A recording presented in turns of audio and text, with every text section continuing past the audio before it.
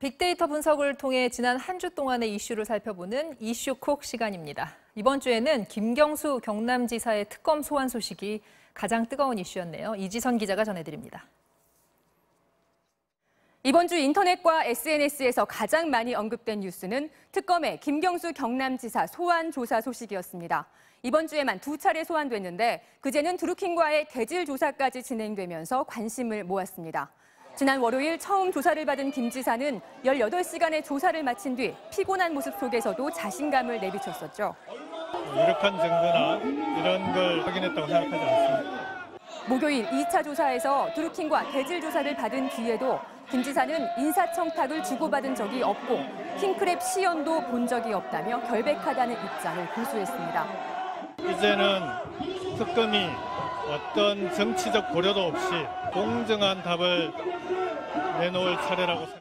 이때 한 50대 남성이 김 지사를 뒤에서 폭행해서 논란이 일기도 했는데요. 이 남성은 현행범으로 경찰에 체포됐습니다. 다음 순위 알아보겠습니다. 더불어민주당 차기 당대표 자리를 두고 후보들의 경쟁이 치열해지고 있습니다. SNS에서도 새 후보에 대한 언급이 10만 건을 넘어섰는데요. 각 후보별로는 김진표 후보가 5만 8,900여 건, 이해찬 후보가 5만 3,700여 건으로 언급량이 많았고 송영길 후보는 1만 2천여 건 정도에 그친 것으로 나타났습니다. 3위 보겠습니다. 경찰이 온라인 커뮤니티 워마드 운영자에 대해 체포영장을 발부받았습니다. 혐의는 음란물 유포 방조죄.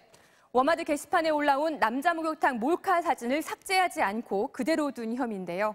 이를 두고 네티즌들 사이에 논쟁이 벌어졌습니다. 온라인에 넘쳐나는 불법 음란 사이트. 경찰은 그동안 서버가 해외에 있어서 근절이 어렵다고 얘기해 왔었죠. 그런데 소란의 수사에는 10년이 넘게 걸린 경찰이 워마드 수사에는 1년 남짓밖에 걸리지 않았다는 게 여성단체의 주장입니다. 워마드 서버도 미국에 있는데 말이죠.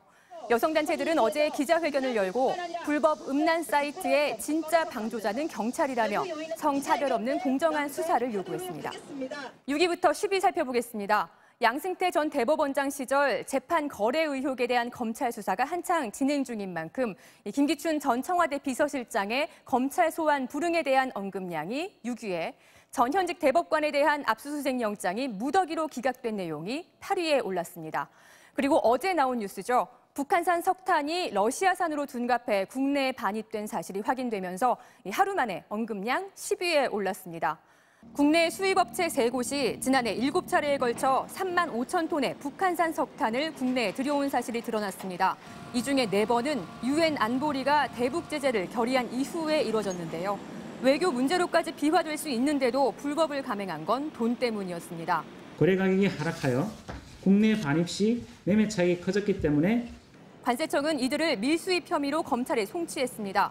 문제는 미국의 세컨더리 보이콧입니다. 북한과 직접 거래를 한 기업은 물론 이 기업들과 합법적으로 거래한 제3의 기업에도 제재를 가하는 걸 말하는데요. 정부는 일단 세컨더리 보이콧의 가능성은 낮다고 보고 있습니다. 이 사건 초기부터 미국과 긴밀하게 공조했고 향후 조치도 함께 논의할 계획이라고 밝혔습니다. 지금까지 뉴스 서비스 이슈 콕이었습니다.